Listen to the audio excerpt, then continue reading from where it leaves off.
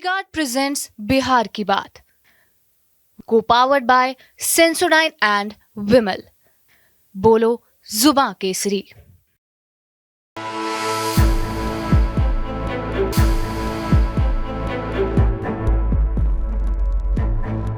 देश में लोकसभा चुनाव हो चुके हैं और बिहार में विधानसभा चुनाव होने में अभी वक्त है, मगर इसके बीच में एक और चुनाव होने हैं। उन चुनाव को बोलते हैं राज्यसभा के चुनाव, और ये इसलिए होने हैं क्योंकि बिहार के खाते की 2 सीटें खाली हुई हैं, क्योंकि 2 राज्यसभा के सांसद बन गए हैं लोकसभा के सांसद। तो इन 2 सीटों पर क्या गुणागणित फैलने वाली है, बिहार में सत्ता पक्ष के लोग जेडीयू बीजेपी इनमें किनको भेजने वाली हैं, या लालू यादव जिनकी बेटी मीसा भारती बन गई हैं सांसद और सीट उनके हिस्से की खाली हुई है, क्या वो कोई खेल कर सकते हैं और जो उनकी दूसरी बेटी हैं रोहिणी आचार्य उनको भेज सकते हैं राज्यसभा। तो पूरा गुणागणित क्या है इन 2 सीटों को लेकर, तमाम और दावेदार हैं, तो कौन कौन ये दावेदार हैं, इन सभी विषयों पर विस्तार से बात करेंगे। और आप मेरे साथ देख रहे हैं बिहार की बात। सभी विषयों पर बात करने के लिए हमारे साथ बिहार से जुड़ेंगे 2 वरिष्ठ साथी। सुजीत श्रीवास्तव हमारे रिपोर्टर हैं, संवाददाता हैं। संतोष कुमार जी जुड़े हैं हमारे साथ, और सुजीत श्रीवास्तव जी, दोनों लोग को आप स्क्रीन पर देख पा रहे होंगे। सुजीत, पहले आपसे मैं जानना चाहता हूं कि एक बड़ा चुनाव हो चुका है और एक बड़ा चुनाव होने वाला है, और उसके बीच जो भी चुनाव होंगे उसको लोग बोलेंगे ये सत्ता का सेमीफाइनल है। हर जगह अपना बल प्रदर्शन, संख्या प्रदर्शन और जीत के साथ ही ये दावा किया जाएगा कि आने वाले ऐसे सारे चुनाव हम ही जीतने वाले हैं। पर राज्यसभा का चुनाव जो होता है वो अलग तरीके से होता है। इसमें डिपेंड करता है कि आपके पास संख्या बल कितना है विधानसभा के अंदर, वो तय करता है कि राज्यसभा सांसद कौन बनेगा, किस पार्टी का बनेगा। ऐसे में जब संख्या बल की बात होती है तो वहाँ पर जेडीयू और बीजेपी का दावा ज़्यादा मजबूत दिखता है। अब 2 सीटें जो खाली हुई हैं वो एक विवेक ठाकुर हैं, सीपी ठाकुर के बेटे हैं, वो चुनाव जीते हैं नवादा से, और लालू प्रसाद यादव की बेटी मीसा भारती जीती हैं चुनाव। इस वजह से ये दोनों सीटें खाली हुई हैं। तो ऐसे में एक सवाल मैं देख रहा हूँ सोशल मीडिया पे ये भी चलने लगा है कि क्या इन 2 में एक सीट जो मीसा भारती वाली है वो रोहिणी आचार्य के हिस्से में जा सकती है, जो कि राजीव प्रताप रूडी से चुनाव हारी हैं। क्या ऐसा कोई समीकरण बनता दिख रहा है, क्या ऐसा कुछ हो सकता है, क्या कोई खेल हो सकता है? सुजीत सौरभ जी, मैं आपको एक बात यहाँ बताना चाहूंगा कि जब इसी सवाल पे मैंने आरजेडी के नेताओं से बातचीत की थी तो उन्होंने स्पष्ट रूप से कुछ नहीं कहा था। मैं एक बयान आपको याद दिलाना चाहूंगा रोहिणी आचार्य की। जब चुनाव खत्म हो गए और रोहिणी आचार्य वापस सिंगापुर जा रही थी तो उनसे हम लोगों ने पटना एयरपोर्ट पे सवाल किया था कि आप जा रही हैं, आगे की क्या प्लानिंग है। तो उन्होंने स्पष्ट रूप से कहा था कि मैं जा रही हूं लेकिन वापस आऊंगी, मुझे बच्चों को देखना है और मैं छपरा में ही रहूंगी। यानी उन्होंने ये इशारा किया था कि वो छपरा में ही रहेंगी और छपरा को नहीं छोड़ेंगी। छपरा से ही लोकसभा चुनाव के लिए वो अपनी तैयारी करेंगी, भले ही 5 साल उनको इंतजार करना पड़े, वो उसके लिए अपनी पूरी प्लानिंग करेंगी। अब रही बात पाटलिपुत्र कॉन्स्टिट्यूएंसी की, मीसा भारती तो वहां से चुन के जा चुकी है। जाहिर सी बात है सौरभ जी, लालू यादव अपने पाले की गेंद दूसरे पाले में तो जाने नहीं देंगे। संख्या बल की भी बात आपने कही, थोड़ा सा इसमें माइनस एज है आरजेडी के लिए। आपको ध्यान होगा कि जब विधानसभा का शीतकालीन सत्र चल रहा था उस समय आरजेडी के कुछ एमएलए ने पाला बदला था, जिसमें से मिश्रीलाल यादव, अनंत सिंह की पत्नी नीलम देवी और चेतन आनंद, जो आनंद मोहन के बेटे थे, इन लोगों ने अपना पाला बदल लिया था इन वक्त पे जब वोटिंग हो रही थी। आज तक वो विधानसभा में अभी भी बैठते हैं, उनके लिए अलग सीट आरक्षित है। इसके अलावा अगर इस लोकसभा चुनाव में देखा जाए तो सुरेंद्र प्रसाद यादव, जो जहानाबाद सदर सीट से एमएलए थे, एमपी बन गए हैं जहानाबाद से। सुधाकर सिंह रामगढ़ से एमएलए थे, वो अभी एमपी बन गए हैं। संख्या बल में थोड़ा सा अभी माइनस है आरजेडी, लेकिन लालू यादव सियासत के एक धुरंधर हैं। वो अंतिम वक्त तक अपनी सियासत को कुछ इस तरीके से लेके चलते हैं जो बिहार की राजनीति में देखना बड़ा दिलचस्प हो जाता है। जी सौरभ। बिल्कुल दिलचस्प है। और आपने जो बात कही कि लालू यादव सियासत के धुरंधर है, संतोष कुमार जी, इसी पर मैं आपसे भी एक्सटेंशन चाहूँगा, क्योंकि आपने तो लंबे समय से देखी होगी लालू प्रसाद यादव की राजनीति, कैसे वो गुणा गणित बैठाते हैं, कैसे कई बार जो लगता है नहीं हो पाएगा वो कर जाते हैं। हालांकि लोकसभा चुनाव में जो गणित उनका होता दिख रहा था उतना कामयाब होते हुए दिखे नहीं आंकड़ों के लिहाज से अगर देखें। पर अब जो राज्यसभा चुनाव है, एक सीट उनकी बिटिया ही खाली कर रही हैं, तो कयास लगाए जा रहे हैं कि क्या जो दूसरी बिटिया चुनाव हारी हैं उनका फ्यूचर स्कोर सेटल हो सकता है इस सीट पर। कैसे देख रहे हैं आप? लालू प्रसाद यादव क्या कोई खेल करने के फिराक में हैं? राज्यसभा की जो सीट खाली हुई है, यह तभी रोहिणी आचार्य जा सकती है या लालू प्रसाद जिसे चाहे भेज सकते हैं, तभी संभव है जब नीतीश कुमार फिर से लालू प्रसाद के साथ आ गए। क्योंकि संख्या बल जो है, स्थिति संख्या बल में अभी 8 विधायकों की संख्या कम हुई है राज्यसभा सीट भेजने के लिए, और 8 विधायक जदयू या भाजपा से अगर तोड़ने में कामयाब होंगे तभी आप राज्यसभा की सीट जीत सकते हैं। तो एक सीट क्यों, अगर 8 विधायक तोड़ने में कामयाब हो जाएंगे तो दोनों राज्यसभा की सीट लालू प्रसाद जीत सकते हैं। विधान परिषद की एक सीट है वो भी जीत सकते हैं।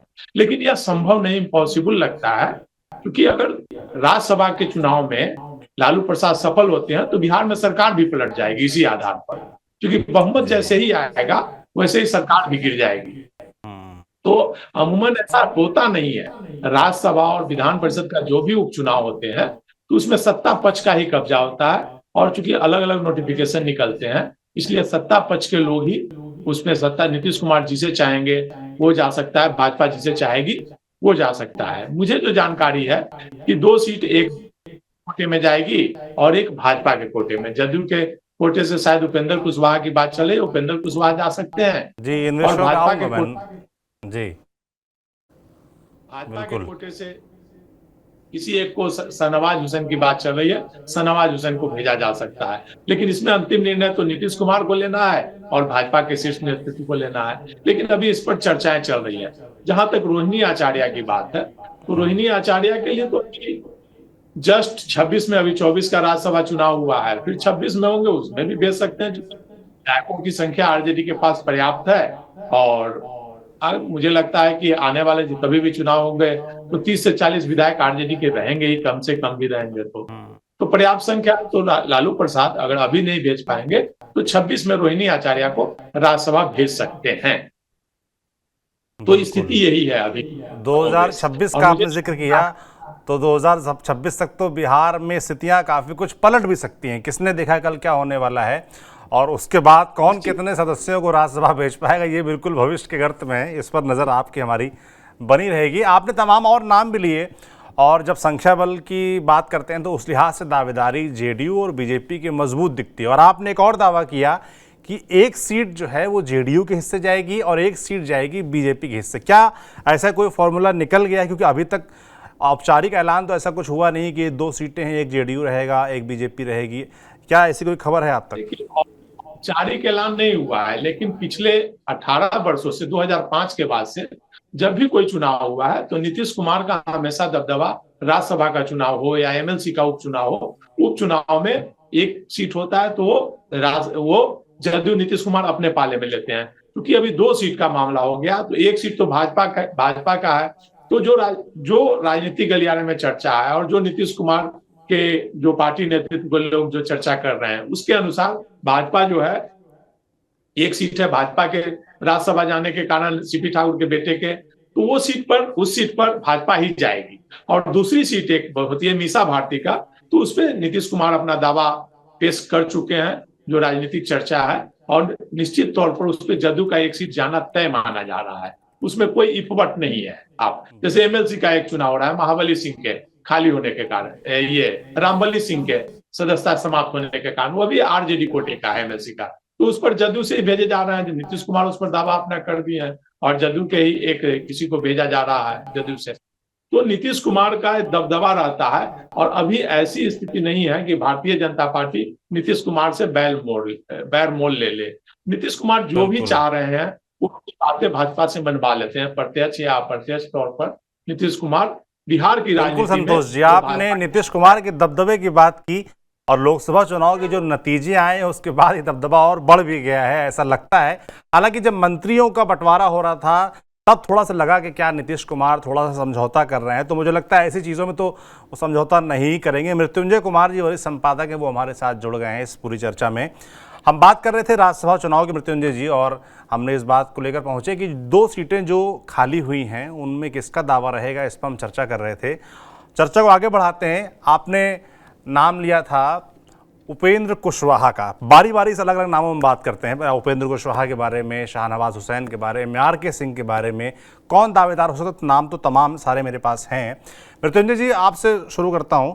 उपेंद्र कुशवाहा के बारे में बताइए, क्योंकि जब से वो चुनाव हारे हैं उनके समर्थकों की तरफ से लगातार कहा गया कि बगल वाली सीट जो है वहाँ पर खेल हुआ औरंगाबाद में, और वहाँ के जो हारे हुए सांसद हैं उन्होंने हमारे खिलाफ साजिश की और पवन सिंह यहाँ चुनाव लड़े और हम चुनाव हार गए। और जिस तरीके से जो नतीजे रहे हैं, ये भी कहा जा रहा है कि जो कुशवाहा वोटर है, जो नीतीश कुमार एनडीए का एक मजबूत वोटर रहा है, वोट बैंक रहा है, वो खिसका है कहीं ना कहीं आरजेडी के तरफ, जिस तरीके से टिकट बंटवारा किया था लालू प्रसाद यादव ने। तो उपेंद्र कुशवाहा का ये जो 2 सीटें हैं, इनमें से एक सीट पर कितना दावा मजबूत देख रहे हैं? क्या आपको लगता है उनकी दाल गलेगी?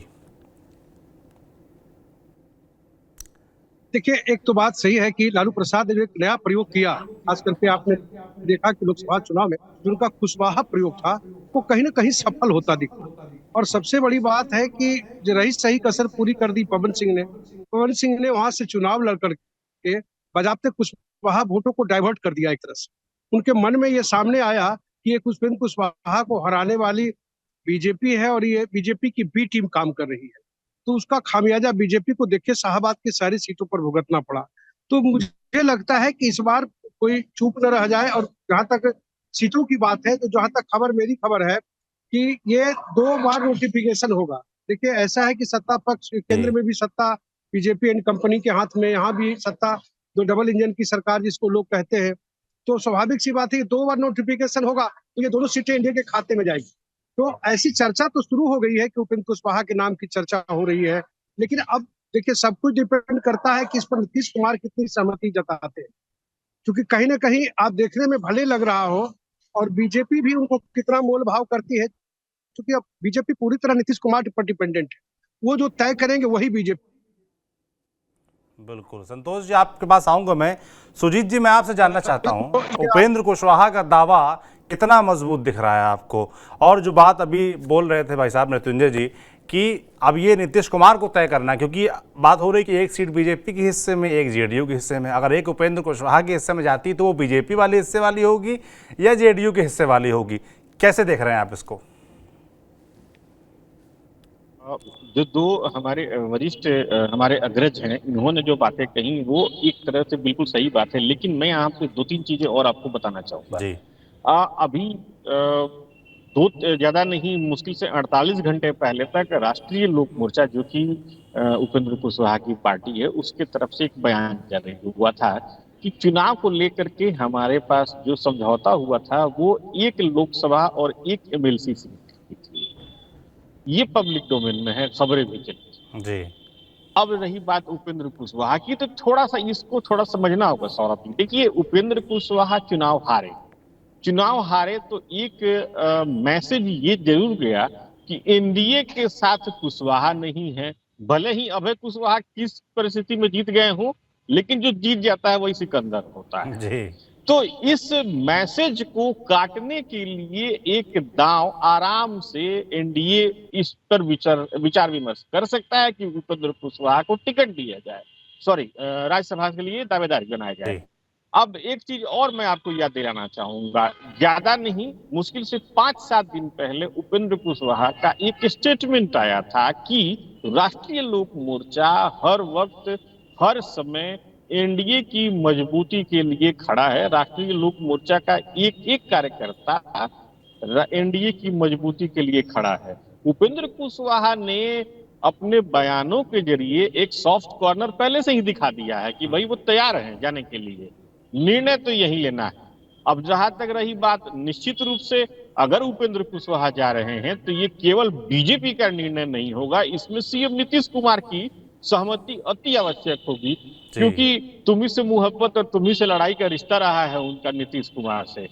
तो वो जब तक सहमति नहीं देंगे, एक मौन सहमति, तब तक तो कुछ नहीं होने वाला है। और फिलहाल उपेंद्र कुशवाहा की दावेदारी को लेकर के अभी तक जब तक हम लोग अभी बैठ के बातें कर रहे हैं, जदयू की तरफ से ऐसा कोई अभी बयान नहीं आया है, ना ही कोई हरी झंडी दी गई है। लेकिन हाँ, ये हमारे जो दोनों वरिष्ठ अग्रज हैं, इनकी बातों से मैं पूरी तरीके से मुतमईन हूं कि बिहार की राजनीतिक फिजा में एक सीट को लेकर के उपेंद्र कुशवाहा का नाम बहुत तेजी से तैर रहा है। और उपेंद्र कुशवाहा के जो बयान आ रहे हैं वो गौर तलब करने वाले हैं। जिस तरीके से वो बयान दे रहे हैं जी उससे ये लग रहा है कि वो खुद इच्छुक हैं। दो जरा बीजेपी और जदयू से उनको हरी झंडी मिल जाए, फिर वो आगे का सफर तय करे। देखिए सौरभ जी, उपेंद्र कुशवाहा के लिए राज्यसभा जाना या लोकसभा जाना उनके लिए अभी पॉलिटिकल लाइफ का एक बहुत बड़ा एक प्रश्न चिन्ह बन गया है। जी वो अगर नहीं जाएंगे, वो सस्टेन नहीं कर पाएंगे। अगर वो सस्टेन करेंगे तो अगले विधानसभा चुनाव में ज्यादा वक्त नहीं है, बहुत कम बचा है, वो बार्गेन भी नहीं कर पाएंगे, अपने हिसाब से सीटें भी नहीं ले पाएंगे। वो सस्टेन तभी करेंगे जब वो खुद किसी पद पे रहें, और उस पद पे आने के बाद से वो बार्गेन करें। अब पद की बात मैं इसलिए कह रहा हूं सौरभ जी, आप ध्यान दिए होंगे, मांझी जी केवल एक सांसद, लेकिन पद तो ले लिए वो। इसी बिल्कुल लिहाज से अगर आप देखें कि अगर उपेंद्र कुशवाहा एक राज्यसभा के एमपी बन जाते हैं तो हो सकता है कि अगर वो 10 सीट मांगे तो उनको 7 मिले, वो 5 मांगे तो उनको 3 मिले। लेकिन अगर कहीं नहीं रहेंगे तो जितना बीजेपी या जदयू बोले कि उतना तो उनको लड़ना होगा। कुल मिला जुला के उपेंद्र कुशवाहा के लिए वर्तमान जो परिस्थिति है वो भविष्य के साथ जोड़ के देख रहे हैं। जी सौरभ बिल्कुल जी। बिल्कुल प्रासंगिक कैसे बने रहे राजनीति में, ये भी एक बड़ी चुनौती उनके लिए, उपेंद्र कुशवाहा के लिए हो गई है। इसीलिए लगातार वो और उनके समर्थक एग्रेसिव भी हैं, ताकि एक दबाव बनाया जा सके अपने सहयोगी दलों पर कि अगर ऐसा नहीं होता, हमारी नहीं सुनी जाती है, चुनाव में वो कह रहे हैं हमारे साथ गड़बड़ी हुई है, तो एक और रास्ता भी खुला है और आने वाले समय में विधानसभा चुनाव होने भी है। संतोष जी, आपने इस नाम का जिक्र किया था, शुरुआत की थी उपेंद्र कुशवाहा के बारे में। मृत्युंजय जी ने जैसे बताया कि कुशवाहा वोटरों को सहेजने की लगातार जो एक पॉलिटिक्स चल रही है, लालू प्रसाद यादव ने जिस तरीके से लोकसभा में कुशवाहा कार्ड चला, उससे एनडीए बैकफुट पर रहा, उसको एक बड़ा मेजर नुकसान हुआ। वो सीटों में ज़रूर नहीं झलका, मगर जब आप परसेंटेज वोट देखेंगे तो उसमें वो झलक नज़र आती है। एक बार फिर से अगर विधानसभा चुनाव के लिहाज से देखेंगे तो एक बड़ी चुनौती है उन कुशवाहा वोटरों को वापस लाना। ऐसे में उपेंद्र कुशवाहा की दावेदारी मजबूत होती है, आपको दिख रही है कि नहीं दिख रही है इन 2 राज्यसभा सीटों पर? तौर पर कुशवाहा वोटर अभी मतलब सभी पार्टियों के लिए समझिए कि बहुत ज्यादा महत्वपूर्ण हो गए, क्योंकि लोकसभा चुनाव में लालू प्रसाद ने 7 कुशवाहा को वोट दिया, टिकट दिया कुशवाहा समाज के सदस्यों को, और इंडिया गठबंधन की बात किया जाए तो 9 लोगों को टिकट दिया गया, जिसका फायदा लोकसभा चुनाव में देखने को मिला। और इसके फायदा तो ये लालू प्रसाद द्वारा टिकट देने के कारण हुआ। दूसरी तरफ भारतीय जनता पार्टी से कुशवाहा समाज को टिकट नहीं दिया गया, केवल सम्राट चौधरी को अध्यक्ष बनाया गया, लेकिन कुशवाहा समाज से किसी को टिकट नहीं दिया गया। इसका खामियाजा हुआ, कुशवाहा समाज में नाराजगी हुई और कुशवाहा समाज आरजेडी की तरफ मुखातिब हुए, जिसके कारण आप देख रहे होंगे कि बोला जाता था औरंगाबाद चित्तौड़गढ़ बोला जाता था, वहां से कभी दूसरी जाति का कोई जीता ही नहीं, हमेशा राजपूत समाज के लोग जीते थे। पहली बार कुशवाहा समाज के अभय से जीत के आए। उसके बाद फिर आप देखिए लालू प्रसाद ने नया चाल चला। सभी लोग सोच रहे थे कि मीसा भारती लोकसभा में नेता होंगी संसदीय दल की, लेकिन तेजस्वी यादव और लालू प्रसाद ने कुशवाहा समाज को संसदीय दल का नेता बना दिया। तो कुशवाहा समाज में एक मतलब ऑटोमेटिक झुकाव आरजेडी की तरफ देखने को मिल रहा है कुशवाहा समाज का। ऐसे समय में एक तो सम्राट चौधरी को आगे करना होगा, दूसरी तरफ उपेंद्र कुशवाहा का भी कुशवाहा समाज में एक स्थान है, तो इसीलिए चर्चा है कि उपेंद्र कुशवाहा को आगे लाया जाएगा। कुशवाहा वोट जो अभी तक माना जा रहा था 2005 के पहले, वो वोट लालू प्रसाद का ही वोट माना जाता था, कुशवाहा समाज लालू प्रसाद के साथ थे। जी। बाद कुशवाहा समाज का वोट नीतीश कुमार के साथ उस समीकरण माना जाता था कि वो वोट नीतीश कुमार के साथ अटैच है। पहली बार इस बार देखने को मिला कि कुशवाहा वोट में बिखराव हुआ है, और इसका फायदा आप होंगे। आरजेडी एक भी सीट नहीं जीत पाई थी, इंडिया गठबंधन इस बार 9 सीट 10 सीट पे पहुंच गई, प्लस वोट का सीट जो एनडीए के लोग जीते थे वो 4 लाख 3 लाख 5 लाख वोट से जीते थे। इस बार वोट 50,000 से लेके 1 लाख, 1.5 लाख, 2 लाख के अंतर वोट परसेंटेज घटा है। तो इसका मतलब मंथन जो हो रहा है, एनडीए के लोग जो मंथन कर रहे हैं, कुशवाहा वोट घट गए, एनडीए से बिक रहा है, दलित वोट में थोड़ा बिखराव हुआ है। तो ये आने वाले विधानसभा चुनाव का एक संकेत है। इसीलिए जो अभी राज्यसभा और एमएलसी की सीटें होगी, उसमें कुशवाहा समाज को या तो उपेंद्र कुशवाहा को भेजने की चर्चा है, नहीं तो किसी कुशवाहा समाज को आगे करने की रणनीति अपनाएगी तभी, नहीं तो कुशवाहा समाज लालू प्रसाद की तरफ मुखातिब होता दिख रहा है। इसके संकेत तो चुनाव से मिलने बिल्कुल शुरू हो बिल्कुल गए हैं। ठीक कह रहे हैं मृत्युंजय जी। जैसे कि अभी नाम लिया भाई साहब ने कि सम्राट कुशवाहा का, कि बीजेपी ने कैसे सम्राट कुशवाहा को आगे बढ़ाया, प्रदेश अध्यक्ष बनाया, डिप्टी सीएम बनाया, मगर जब टिकट देने की बारी आई तो थोड़ा सा कंजूसी की। पर लालू यादव ने इस कार्ड को मजबूती से चल दिया और उनको उस चुनाव में इसका फायदा भी मिला। नेता सदन की जब बात की तो वो भी उन्होंने कुशवाहा समाज से चुन लिया है। ऐसे में आपको क्या लगता है कि क्या एनडीए इसको लेकर सीरियस होगी, कैसे कुशवाहा समाज के वोटरों को वापस लाया जाए, क्या कुछ करने के प्रयास कर रही है? देखिए, एक तो कहीं ना कहीं जो मुझे लगता है कि जिस तरह का एग्रेसिव अंदाज भारतीय जनता पार्टी के प्रदेश अध्यक्ष रहते हुए ये सम्राट चौधरी का दिखा, वो ऐसा बीजेपी में पहले कभी देखने को नहीं मिला। खास करके बीजेपी एक कुछ मामले में तो अनुशासित पार्टी है ही, इसको कोई माने न माने, लेकिन आप देखिए उनका जो बोलने का अंदाज है, उनका जो बॉडी लैंग्वेज है, कभी पगड़ी खोल देंगे, कभी पगड़ी उतार देंगे, कई ये सारी चीजें हैं जो कि एग्रेसिव होकर उनके जो बोलने का अंदाज। और सबसे बड़ी बात आपको जानकर हैरानी होगी कि अपने इलाके के वोट के भी बहुत सारे 100% वोट को ट्रांसफर नहीं करा पाए। ये बात किसी से छिपी नहीं है जी। और जगहों पर उनका वोट ट्रांसफर नहीं हो पाया। इवन के मुंगेर में उन्होंने मेहनत किया, फिर बेगूसराय में मेहनत किया, लेकिन कहीं उनका जो एक वहां भी कुशवाहा वोट कट गया। तो आखिर सवाल ये उठता है कि जो जिस सोच के साथ भारतीय जनता पार्टी ने उनको अध्यक्ष बनाया, डिप्टी सीएम की कुर्सी तक ले गए, तो उसके पीछे की रणनीति यही थी कि कैसे इस कुशवाहा वोट जो खासकर देखिए नीतीश कुमार के इस वोट बैंक पर राजद की नजर तो अब पड़ी है, बीजेपी की नजर पहले से थी। और यही कारण था कि जब गठबंधन टूटा, यानी कि राजद के साथ थे जब नीतीश कुमार, तो फिर यह कार्ड खेला गया, लेकिन यह कार्ड पूरी तरह सफल नहीं हुआ। और मुझे लगता है कि अब ये उपेंद्र कुशवाहा के माध्यम से ये कितनी भरपाई कर पाएंगे, ये देखने वाली बात होगी। क्योंकि राजनीतिक महत्वाकांक्षा जिस तरह से तमाम राजनीतिक दल कुशवाहा वोटों के लेकर के जिस तरह की छटपटाहट दिखा रहे हैं, उससे उस समाज में भी राजनीतिक महत्वाकांक्षा काफी बढ़ती दिखाई दे रही है। वैसी स्थिति में मुझे लगता है कि लालू प्रसाद का आप देखिए जिस तरह से उन्होंने अपना सेटिंग, जिस तरह से समीकरण बनाया, अमूमन ऐसे चीजों के लिए जाने नहीं जाते थे और एनडीए तो सोच ही नहीं पाई, इसलिए वो प्रत्याशी भी नहीं दे पाई, उसने कैंडिडेट नहीं दिया। लालू जी ने ये प्रयोग अंदर खाने में कर दिया। तो ये बात अब समझ में आ रही है एनडीए को कि कुशवाहा वोटरों को भी, कुशवाहा समाज के किसी व्यक्ति को भी मतलब कि एक टिकट मिलना चाहिए था, लेकिन ऐसा नहीं कर पाया। उन्होंने समय रहते उन्होंने बिहार में चर्चा का विषय बना भी हुआ है उपेंद्र कुशवाहा की दावेदारी। अब थोड़ा आगे बढ़ते हैं, अन्य नामों की चर्चा करते हैं। हमने जब लोकसभा चुनाव हो रहे थे तो खूब देखा, खासतौर पर उत्तर प्रदेश में देखा, राजपूतों की नाराजगी का विषय। और जब चुनाव हो गए उसके बाद कहा गया देखिए कहीं कई जगह नुकसान राजपूतों ने कर भी दिया यूपी में, यही बात बिहार में भी लागू होती है। और जब मंत्रिमंडल में 6 लोग चुने गए और उसमें एक भी राजपूत समाज से नहीं था, तो फिर से एक बार सवाल खड़े होने लगे कि क्या राजपूत इस बात से बिहार में नाराज़ हो जाएंगे। और अब राज्यसभा की जब 2 सीटें हैं, खाली हुई हैं, तो अब ये भी सवाल उठ रहे हैं कि क्या किसी राजपूत समाज के नेता को, आरके सिंह हो गए, सुशील सिंह हो गए, औरंगाबाद से चुनाव हारे हैं, पूर्व सांसद हैं, और आरके सिंह तो केंद्र में मंत्री रहे हैं, बड़े भरोसेमंद माने जाते हैं, दिल्ली के करीबी माने जाते हैं, तो क्या इन लोगों का नंबर भी लग सकता है? इस बारे में मैं आप लोगों से बात करना चाहता हूं। सुजीत, मैं आपसे पहले जानना चाहता हूं कि कैसी दावेदारी लग रही है, आरके सिंह हो गए या सुशील कुमार सिंह हो गए, क्या राजपूतों को मनाने के लिए या उनकी जो नाराजगी कही जा रही है उसको ठीक करने के लिए ऐसा कोई फैसले एनडीए ले सकता है?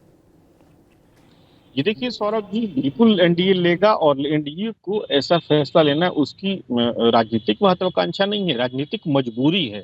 क्योंकि जिस तरीके से सुशील कुमार सिंह औरंगाबाद में हारे, आरके सिंह आरा में हारे, तो राजपूत समाज से एक प्रेजेंटेशन देना बीजेपी के लिए राजनीतिक मजबूरी बनी हुई है। अब यहाँ देखना ये होगा कि वरीयता किसकी है और दिल्ली की नजदीकी किससे है। सुशील कुमार सिंह औरंगाबाद के एमपी रहे, इसमें कहीं कोई शक नहीं है। वो बीजेपी के कद्दावर नेता रहे, इसमें भी कहीं कोई शक नहीं है।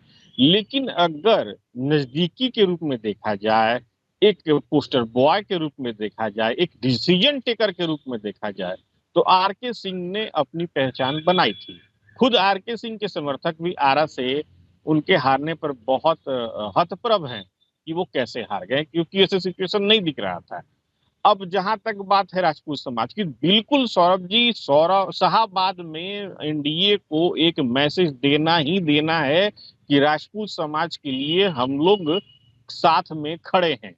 अगर एनडीए इस तरीके से, या स्पष्ट रूप से मैं कहूं कि बीजेपी अगर शाहाबाद प्रमंडल में राजपूत समाज से किसी को अगर नहीं देगी, हालांकि ये बीजेपी को तय करना है दावेदारी कौन होगा, तो ये बहुत मुश्किल हो जाएगा। क्योंकि देखिए, शाहनवाज हुसैन का भी नाम चल रहा था।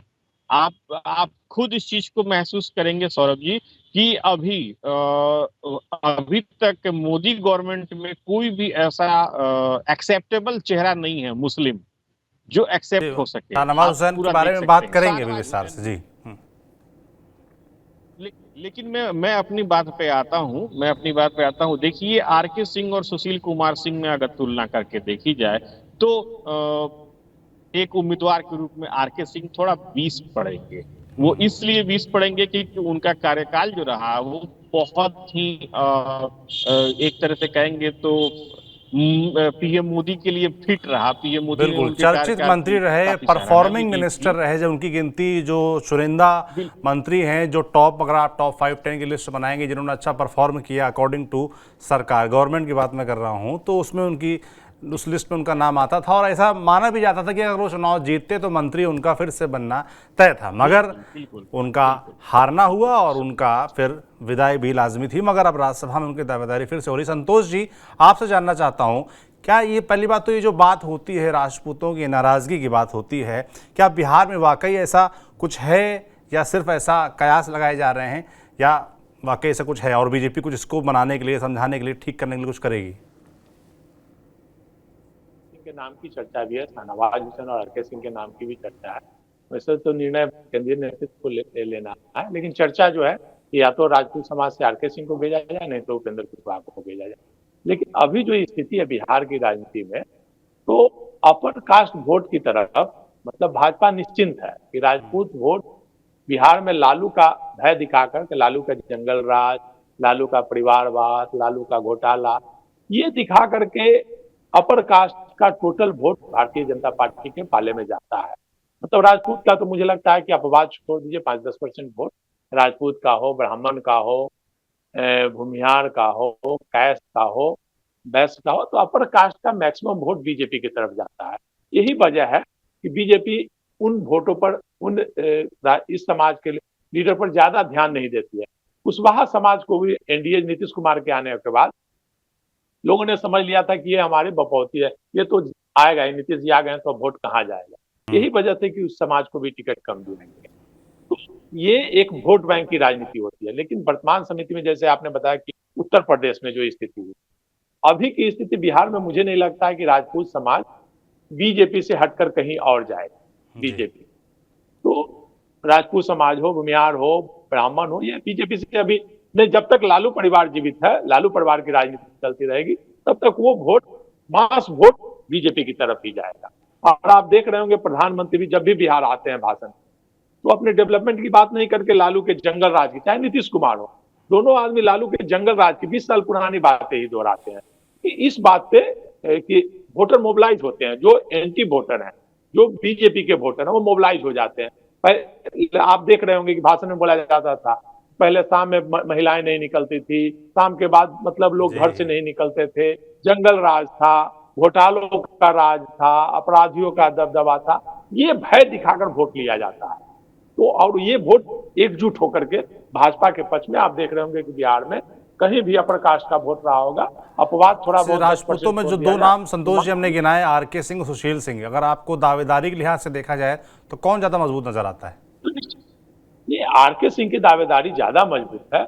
आरके सिंह की, चूंकि बहुत ही, आरके सिंह तो मतलब श्योर सीट जीत माना जाता था बिहार में। इतना अच्छा उन्होंने काम किया है आरा में। आरा ही नहीं, बिहार के लिए भी बहुत अच्छा काम किया है। अगर पटना साहिब और आरा से बोला जाता था कि वो हारने का सवाल ही नहीं।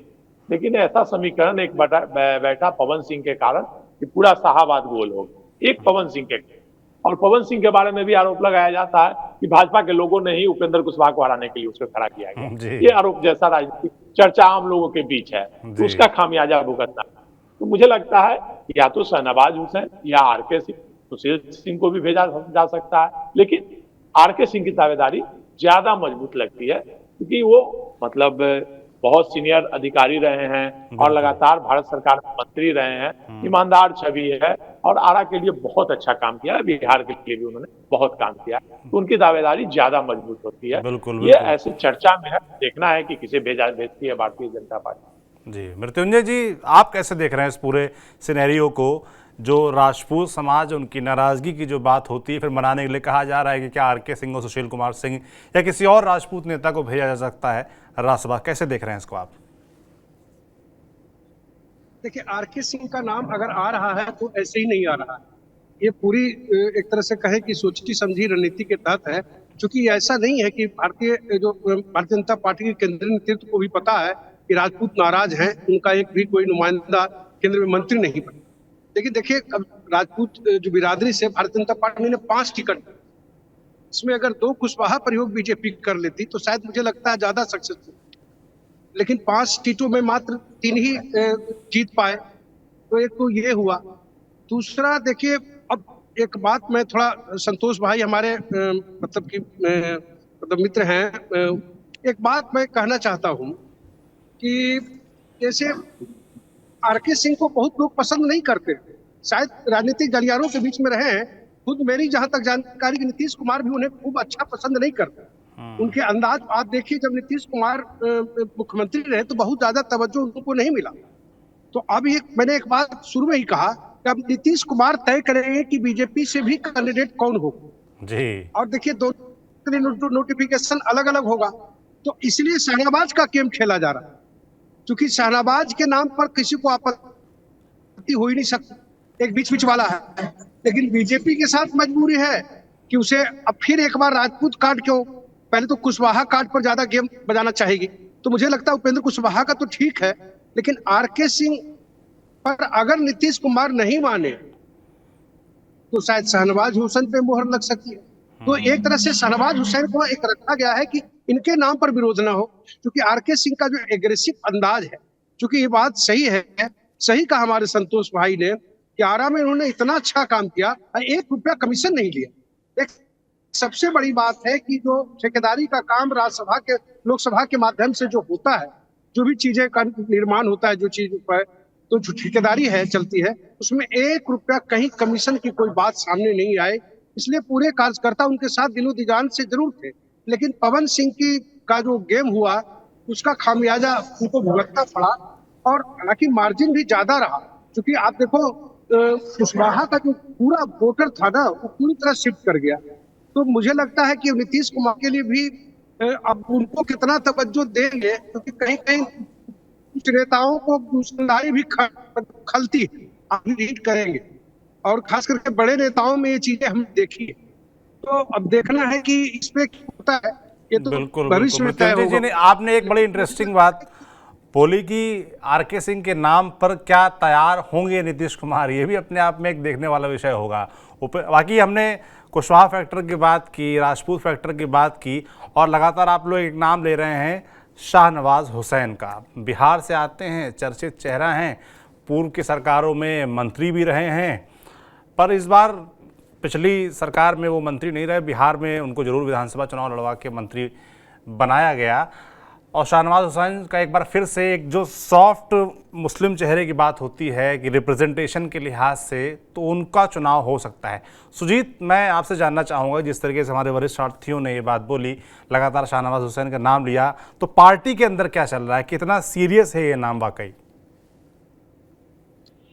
जी सौरभ जी, देखिए शाहनवाज हुसैन एक एक्सेप्टेबल चेहरा है। जब वो उनको बिहार विधान परिषद में मेंबर बनाया गया था, जब वो दिल्ली से पटना आए, तो उस समय भी काफी चर्चा हुई थी। अचानक से ये बात सामने आई कि उनको एमएलसी बनाया गया, फिर वो उद्योग मंत्री जैसा उनको विभाग भी मिला, उद्योग मंत्री जैसा विभाग भी मिला, उन्होंने काम भी किया और शाहनवाज हुसैन जो है उनके साथ सबसे बड़ा प्लस पॉइंट वो ये है कि वो बहुत आराम से उपलब्ध हो जाते हैं हर किसी को, पहली बात। दूसरी बात ये है कि वो एक मीडिया का नून चेहरा है, सॉफ्ट एकदम बोलते हैं और एक्सेप्टेबल है। वो उनको हर कोई एक्सेप्ट करता है, चाहे वो बीजेपी हो चाहे वो किसी और भी पार्टी की या दूसरी भी पार्टियां हो। अब जहां तक हमारे दोनों वरिष्ठ अग्रज कह रहे थे, बिल्कुल सही बात है। शाहनवाज हुसैन एक सॉफ्ट नाम है, अगर किसी पे बात नहीं बनी तो भैया शाहनवाज हुसैन के नाम पे बात बना लो, न तुम्हारी न मेरी, शाहनवाज हुसैन के नाम पे बात बना लो।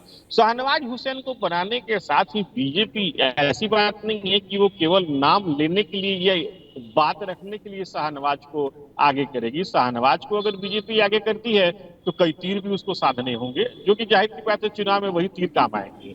शाहनवाज हुसैन के साथ जो मुस्लिम विरोधी है उसको वो तोड़ना चाहेगी, भाई हम तो मुस्लिम को साथ लेके चलते हैं। शाहनवाज हुसैन बिहार में भी मुसलमानों में एक लिमिट तक, मैं पूरी 100% तो नहीं कह सकता, लेकिन एक लिमिट तक वो एक्सेप्टेबल हैं। बिहार के मुसलमानों में भी वो एक्सेप्टेबल हैं, वैसे मुसलमान जो प्रोग्रेसिव सोचते हैं। मैं प्रोग्रेसिव सोच की बात कहूंगा यहाँ पर। तो और दूसरी बात है कि शाहनवाज हुसैन के जो रिश्ते हैं वो दूसरी पार्टी के भी तमाम नेताओं से अच्छे हैं।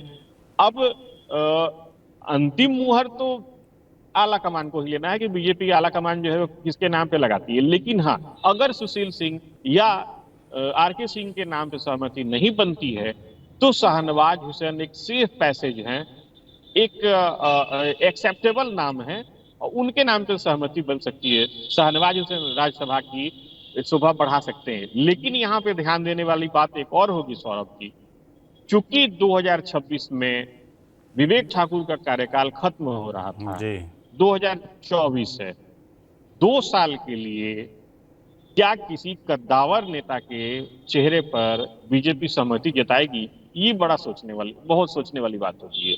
क्योंकि मीसा भारती का कार्यकाल माना जा सकता है वो 2022 में चुनी गई थी, उनका लंबा कार्यकाल अभी बाकी है, लेकिन विवेक ठाकुर का कार्यकाल केवल 2 साल बचा हुआ है। अब इसको एक सीनियर लीडर किस तरीके से लेता है ये देखने थोड़ा दिलचस्प होगा। जी सौरभ जी। बिल्कुल, आपने बड़ी इंटरेस्टिंग बात उठाई कि जो 2 साल का कार्यकाल बचा है और विवेक ठाकुर का, उस सीट पर जाने को तैयार भी कौन होगा। पहले तो यही माथापच्ची चलने वाली है कि किसका नाम तय किया जाए, फिर जो तय होता है वो कितना खुश होंगे इस बात से। उपेंद्र कुशवाहा क्या 2 साल जाने के लिए तैयार होंगे, या शाहनवाज हुसैन या आरके सिंह 2 साल जाने को तैयार, पहले तो कौन होगा और किस वादे के साथ होगा, ये भी बड़ी इंटरेस्टिंग चीज़ है। संतोष, जैसे कि आप शुरुआत से नाम ले रहे थे शाहनवाज हुसैन का, आप कैसे देखते हैं इस नाम को? क्योंकि जो मृत्युंजय जी बात कह रहे थे कि आरके सिंह हो गए, सुशील कुमार सिंह हो गए, इनको लेकर नीतीश कुमार कितना कंफर्टेबल रहेंगे, कितना तैयार होंगे, ये देखने वाला विषय होगा। ऐसे में शाहनवाज हुसैन एक बेहतर नाम हो सकते हैं नीतीश कुमार को मनाने के लिहाज से, तो कैसे देख रहे हैं उनके नाम को आप? ठीक है, नीतीश कुमार अपना एक सीट पे जिसको भेजना चाहे, लेकिन भारतीय जनता पार्टी जिसको भेजना चाहेगी उसको भेजेगी, उसमें नीतीश कुमार को क्या आपत्ति? नीतीश कुमार तो गोपाल नारायण सिंह को भी नहीं चाहते थे, लेकिन भारतीय जनता पार्टी ने उनको भेजा, वो गए। तो इसमें 2 सीटें हैं राज्यसभा, तो 2 सीटें एक भाजपा के खाते में जाएगी, एक जदयू के खाते में। भारतीय जनता पार्टी जिसको भेजना चाहेगी वो, उसमें नीतीश कुमार, इतना भी नीतीश कुमार का एक दबदबा रहेगा राजनीति में, क्योंकि सरकार अल्पमत में है, तो इसलिए थोड़ा एक बात मानी जाएगी। लेकिन ऐसा पार्टी के निर्णय में तो हस्तक्षेप थोड़ी नीतीश कुमार करेंगे। और नहीं, ये बात संतोष जी इसलिए निकल के आ रही है क्योंकि 2 सीटें हैं, उपेंद्र कुशवाहा अलग दावा कर रहे हैं, अब आप कह रहे हैं एक बीजेपी की एक जेडीयू की। अब उसमें से अगर जेडीयू के हिस्से में एक है और बीजेपी के हिस्से में एक, तो उपेंद्र कुशवाहा कैसे जाएंगे? उनके लिए कौन बलि देगा? ऐसे में कयास ये भी लगाया जा रहा है कि हो सकता है कि जेडीयू अपने हिस्से से भेज दे। अब जेडीयू अगर उपेंद्र कुशवाहा एक सहयोगी को उस अपने हिस्से में भेजेगी तो जो बीजेपी से जाएगा तो उसमें तो वो फिर थोड़ा सा हस्तक्षेप कर सकते हैं ना, कि आपके मन से हमने ये तो कर दिया तो हमारे मन से अपना आदमी भेजिए। देखिए, नीतीश कुमार लव कुश समीकरण को शुरू से लेके चलते रहे हैं, इसीलिए जी तो ये पहली बार नहीं होगी।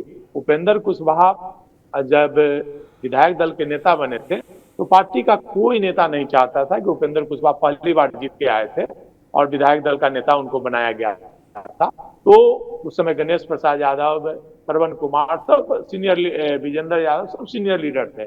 सबके बावजूद पूरी पार्टी में वोटिंग में उपेंद्र कुशवाहा के पक्ष में कोई नहीं था, लेकिन नीतीश कुमार ने वीटो लगाकर उपेंद्र कुशवाहा को भेजा। उसके बाद उपेंद्र कुशवाहा चले, विरोधी दल का नेता बनाया। उपेंद्र कुशवाहा को नीतीश कुमार बार बार लाते हैं, वो चले जाते हैं फिर लाते हैं, क्योंकि वो कुशवाहा वोट को अपने साथ रखना चाहते हैं। और अभी देख लीजिए, अभी जो कुशवाहा वोट का बिखराव हुआ है, आरजेडी की तरफ मुखाते हुआ है, उसमें मुझे लगता है नीतीश कुमार का सॉफ्ट कॉर्नर उपेंद्र कुशवाहा के साथ हमेशा रहा है, और फिर वो उपेंद्र कुशवाहा को अपने पार्टी में ला करके और फिर से उनको राज्यसभा भेज सकते हैं या एमएलसी बनाकर मंत्री बना सकते हैं। क्योंकि उपेंद्र कुशवाहा और नीतीश कुमार का बड़े भाई छोटे भाई का रिलेशन रहा है। वो कहीं भी चले जाते हैं और फिर नीतीश कुमार उनको बुला कर लाते हैं, हमेशा हमेशा बुला कर लाते हैं। आपकी आवाज़ संतोष जी कट गई है, मुझे लगता है कुछ टेक्निकल प्रॉब्लम है। मगर जो बात संतोष जी कह रहे थे बड़ी दिलचस्प कह रहे थे सुजीत जी, कि उपेंद्र कुशवाहा को एकदम भाई की तरह, छोटे भाई की तरह मानते रहे नीतीश कुमार, और नीतीश कुमार ने हमेशा उनको ओबलाइज भी किया है। और जो फिलहाल लोकसभा चुनाव के नतीजे रहे, इस लिहाज से उपेंद्र कुशवाहा इंपॉर्टेंट हो भी जाते हैं, तो उनके नाम पे चाहे अपने हिस्से से भेजना पड़े वो तैयार हो सकते हैं। सुजीत जी। जी जी बिल्कुल सौरभ जी, उपेंद्र, मैंने आपसे शुरू में ही कहा था कि तुम्ही से मोहब्बत और तुम्ही से लड़ाई का रिश्ता रहता है उनका नीतीश कुमार के साथ। और जो दोनों जो है 1 और 11 की सिचुएशन में आते हैं, जब दोनों साथ होते हैं तो जो लवकुश समीकरण है वो इंटैक्ट हो जाता है। नीतीश कुमार, जैसे आदरणीय हमारे संतोष सर कह रहे थे, बिल्कुल सही बात है। नीतीश कुमार नहीं चाहते हैं कि जो कुर्मी और कोई यानी लवकुश समीकरण वो बिखरे, जिसके लिए वो लेके आते हैं। उपेंद्र कुशवाहा के साथ थोड़ी सी यह बात कहेंगे कि वो थोड़ा सा उतावलापन बहुत ज्यादा दिखाते हैं। वो बहुत जल्द डिसीजन लेते हैं और बहुत जल्द डिसीजन लेके आनंद फान में पार्टी भी बना लेते हैं। आपने गौर किया होगा, कई बार पार्टी भी बना चुके हैं। जो गंभीरता होनी चाहिए वो उस लिहाज से जिस कद पर वो हैं उस कद पर नहीं दिख पाती है। लेकिन जो बात यहाँ पे सामने आ रही है, मेरी कुछ जदयू के नेताओं से बातचीत जब हो रही थी तो उन्होंने ऑफ द रिकॉर्ड इस चीज को बिल्कुल कबूल किया था कि अगर उपेंद्र कुशवाहा जाते हैं, राज्यसभा के लिए दावेदार बनते हैं, तो एक सॉफ्ट कॉर्नर हो सकता है। देखना होगा नीतीश कुमार का वो क्या करते हैं, क्योंकि बिल्कुल सबकी नजर रहेगी इस पूरे मसले पर, इन 2 राज्यसभा सीटों पर, और पार्टियां गणित के लगाती हैं इस खास तौर पर इस विषय पर। सुजीत जी, संतोष जी, मृत्युंजय जी, आप तीनों का बहुत बहुत धन्यवाद तमाम जानकारियों के लिए और हमारे दर्शकों का ज्ञानवर्धन करने के लिए बहुत बहुत शुक्रिया। बाकी दर्शकों तक राज्यसभा चुनाव हो, बिहार की पॉलिटिक्स हो, ऐसी कोई भी घटनाक्रम हो जो आपके लिए ज़रूरी है, बिहार की बात में लेकर लगातार हम आपके सामने आते रहेंगे ऐसे तमाम राजनीतिक और सामाजिक एक्सपर्ट्स के साथ। आप देखते रहिए TV9 बिहार झारखंड। शुक्रिया।